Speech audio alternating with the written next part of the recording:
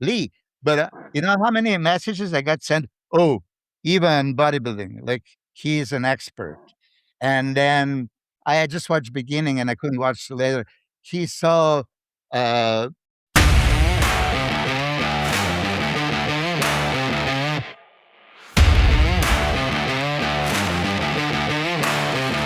Hey guys, Ivan here, and in today's video we got a couple of really interesting bodybuilding updates. Now, the last show we had was China Pro, and it's been a while since that show, but that was probably the most controversial show, the most controversial decision this year or in a couple of years. Probably the most obvious robbery in the last almost a decade or like 5 years. I mean, I can't remember all the shows in the past decade, but I don't remember any show leaving that much of an impression of a robbery like this show. So it was pretty clear. Everybody agrees with this other than Behruz's coach, Milos Sarcev. I mean, some other people as well, but it's very rare. Very rare.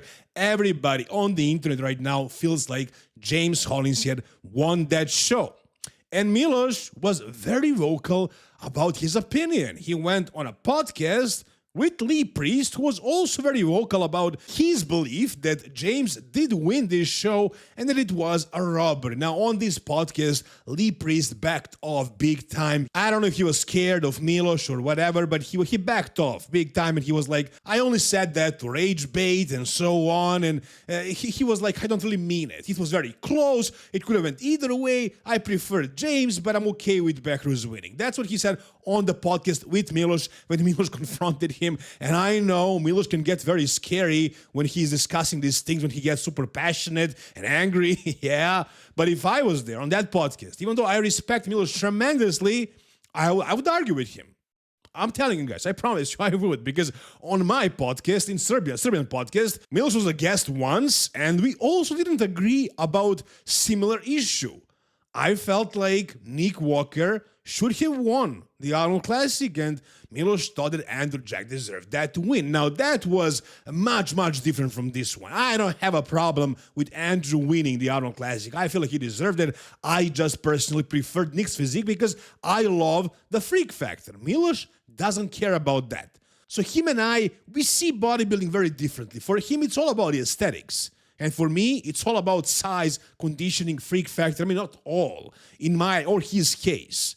But we see things a little bit differently in that way. So in this situation, I can understand why Milos feels that way. I don't think he's just being biased as a coach. I think he actually believes this. Because James doesn't have the most aesthetic physique.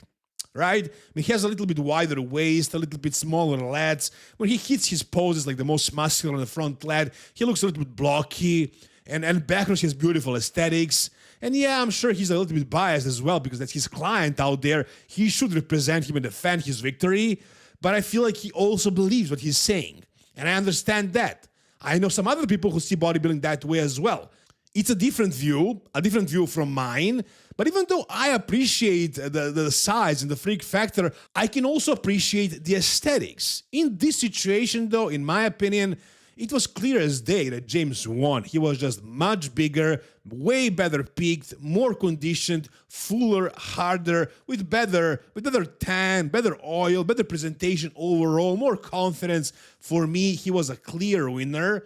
And I feel like this show was a robbery. Yes, there were, I don't know how many, 5 judges, 7 judges, but it's still all about the head judge. I mean, if he puts these two guys in the center, and if it is, for example, let's say Steve Weinberger, who is head judging the show, if you have other judges who are below him, and he says that Behruz is winning, they're going to go along with that. I mean, I listened to Paul Ozon, for example, on Full's podcast, and he's like, I have ways to go until I become a good judge like Steve Weinberger. Why is Steve or somebody or any other judge better than Paul or whoever? Like maybe he's better at calling the shots, turning these guys on the stage, and maybe judging many categories, many athletes in that way, sure. But if you're judging 5 physiques on the stage or 2 physiques, you can see it with your own eyes who looks better. So I don't know how this show was judged. Why was it judged this way? In my opinion, it was a clear case of a robbery. Milos disagrees, and personally, I love Milos, and if I could say something positive about him and his client, I would love to do that. But even if it was my best friend or like my own brother who was coaching backers here, I could not bring myself and say something that I don't think, and it's so clear. I would have never hurt my integrity for nobody. So I hope Milos understands that and respects that. I appreciate his opinion and his perspective. I have no problem with that. But we just disagree on this one, and that's how I see it. And also before this podcast started, basically at the beginning, Ali was like, Ivan said this without even saying who even bodybuilding is or Ivan bodybuilding. And I thought it was so cool that these guys don't even have to explain. There is some YouTube channel, some guy from Europe who is talking about this. No, he just said, Ivan said this. And I loved that. It felt unreal, but it's awesome. Anyways, guys, down below in the comments, tell me, what do you think? Why do you think Milos is saying all this? Does he really believe it? Or is he just saying this to protect his client? What do you guys think? Down below in the comments. All right, guys, the next physique update we got is something really fresh. It's the newest physique update by Nick Walker at 2 or 3 days out of the TAMPA Pro. This is what he looks like at probably the worst moment of the peak week and of the prep. Because he says in the caption, tomorrow we feed. So he's doing basically the regular peak week approach where he's doing the carb up, meaning that he's probably depleted at this point. So he's depleted, he's not dehydrated yet, he's holding some water and he's flat. And this is probably the worst he's gonna look. Now, from this point, things can go wrong for sure. Like with Mr. Olympia last year, where he just messed things up somehow. He was ready at 1 week out, and then he completely ruined the peak week. I don't think that's going to happen this year. For whatever reason, I feel like he's more confident now. He knows what he's doing, and this is the look right now. So the only thing that I'm noticing here that looks flat would be his legs. His legs kind of look smaller, but it could be just the angle, and also he's not really in the trunk, so you can see the whole legs. When he's on the stage, when the photos are taken from the lower angle, and when he carbs up, maybe pumps up his legs a little, maybe he's doing that, I don't know what his backstage approach is, he's gonna look bigger in the lower body, no doubt about that. But the main thing, guys, the main thing I'm noticing here, and it's really drawing my attention, not just with Nick, but with any physique, really, the center of the physique is the midsection. And you gotta pay attention to it. You just can't ignore that part of a physique. Luckily, bodybuilders are figuring that out. I mean, the judges and the establishment forced them to pay attention to that because a lot of guys were punished for it. Nick especially. That's the reason why he lost Arnold Classic, probably.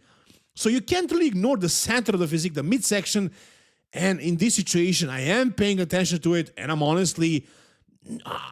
amazed with how good it looks for Nick's standards. It looks really well, man. Right? You guys agree with me? It looks really flat. The abs are looking good. Separation is great. And also, his midsection, again, looks really flat, which is phenomenal. But again, guys, back to that point that this is the middle of the peak week, so he's flat, as he says. He says, tomorrow we feed. So he's not fat yet. He's flat. He's depleted. He's empty. And that's why his midsection is going to look like this. Now comes the point where his coach is going to show how good of a coach he actually is if he's able to bring Nick full, really full, blasting full, with a midsection that still looks maybe not like this. It's going to be hard to bring this kind of flatness in the midsection on stage, but at least better than the last time he was on stage. If his midsection stays relatively flat and he's able to control it throughout the poses and he actually ends up looking full, which can be accomplished, in my opinion, with just manipulating the electrolytes, the minerals, and the water properly, alongside the food, the carbs, of course. But if you are only relying on carbs to be full in the end, it's going to require a lot of carbs if you don't use enough sodium and potassium and, of course, water. So that can mess things up. Also, drinking too much water with food can be a problem. So if you're a good coach, you're going to figure it out. And I'm pretty sure I don't know. I don't know this coach, but I feel like I kind of feel confident in this coach because Nick is trusting him and Nick knows who a good coach is because he's worked with like 10 coaches so far. Not 10, but he changed like 6 coaches in the last 2-3 years. I think so. I calculated it recently, so I think it's like 6 coaches in the last 3 years. So he probably figured out what a good coach, who a good coach is. So I feel confident in the prop, and I feel like they're gonna bring something pretty good to the Tampa Pro. This right here is looking phenomenal. This front shot. We also got a couple of back shots. For example, this back lat spread that looks crazy, looks absolutely insane, looks wild. The back is super wide, super thick. The glutes are in, hamstrings are in as well. And look at this back double bicep. This one, for me, is particularly interesting because I'm actually seeing some new growth on Nick Walker. Now, I don't know, could this be maybe better posing? But one thing is for sure, this back looks better, for sure. I do not remember seeing these lines on his lower lats there. I don't remember his teres muscles popping out like this ever before. You can clearly see the separation between teres minor and teres major, and then also the lat below. Before, yeah, he had a pretty good back, but you would pay attention mostly to his shoulders and his arms, of course, his bicep peaks, his hamstrings, his glutes that are shredded. But now I'm actually looking at the back. The lats, the teres, the rhomboids, everything is separated, everything is looking full and really good, really big. So it seems like he really improved the back. I know he trained it really well. His mind to muscle connection is flawless. He really knows how to connect with any body part he's training, and obviously it's working. It's working. He's proving his weak point, and the back it was a weak point, guys. A couple of years ago, like 5 years ago, it was a weak point. Now it's a strong point. That's how much he improved it, and I think I see a pretty clear improvement from last year. In the back, in the lats and teres muscles. So phenomenal physique update right here. Nick Walker is going to destroy, annihilate, embarrass, like he says, everyone in this show. And then, if things keep at this pace, he might very well just win the Mr. Olympia. But we'll see about that, guys. Whatever you think, tell me down below in the comments. All right, the next physique update we got is something from Sergio Oliva, and I don't know what to tell you guys. It's only one shot. It's his side chest right here, in which he looks big Ramy size, in which he looks enormous. And I don't know how realistic this is. Did he actually put a ton of size in the past off-season? He's bringing something new, something wild. I really haven't seen much from him lately, so I don't know if he was really working on growing this much. Maybe this is just a really good angle, a really good lighting or something like that, a really good pump. But if this is real, and if his other shots look this good, then he might be coming for a vengeance, and he's definitely the type of guy who is looking for vengeance against, I don't know, the world. So yeah, as far as Sergio Oliva, like he's pretty good, but he's kind of underwhelming. Especially because he's the son of 3 times Mr. Olympia, Sergio Oliva Sr. So we're kind of expecting him to be like a top 5, top 6 guy, kind of like what Hunter Labrada did. But I don't know if that's going to happen. Even though he does look here like he could do that, it just never happens. He's always a little bit underwhelming. He gets beaten by somebody. He has a really difficult time to win a show. But yeah, sure, he can win a show and he can get to the Mr. Olympia stage and be in that mix. But to be like a top 10, top 12 guy, that's very, very difficult to say. Probably not going to happen. But yes, in this physique update right here, he looks promising, at least that much. He looks huge. He looks impressive.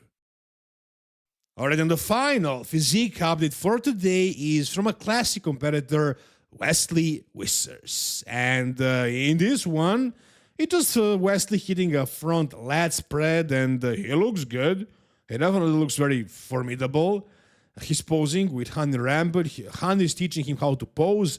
Like, Wesley doesn't know how to hit a front lat spread. But yeah, I guess it's just for the gram, right? And, for right now, for this moment, at 9 weeks out, Wesley does look very good here. His conditioning is pretty good. He has some lines. He has the fullness and the hardness. The question is, can he do something at a Mr. Olympia? I don't think he was ever. Actually, I know he was never higher than 7th spot. That's his best spot. He was 7, he was 8, and he was 12, 13, 15, a couple of other times for like 5 or 6 Mr. Olympias he's done. He was, I think, out of top 10 for like 4 and in the top 10 for 2 or something like that. He was never in the actual top mix. Is that going to change this year if he's 100% on? I don't know, guys. I don't think so, to be honest.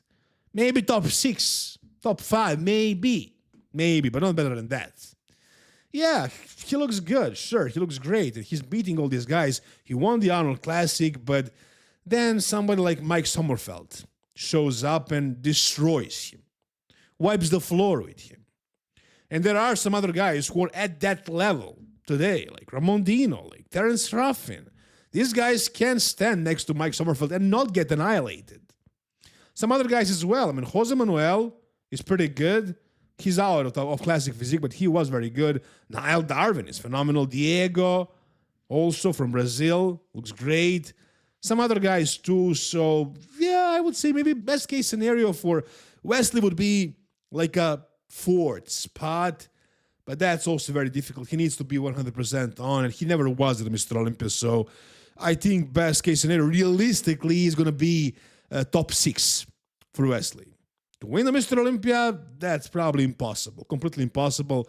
But that's just how I see it, guys. If you see it differently, you can tell me down below. Anyways, that's going to do it for this video, guys. If you enjoyed it, give it a thumbs up, subscribe to the channel for more content like this. See you soon, guys. All the best, and bye-bye.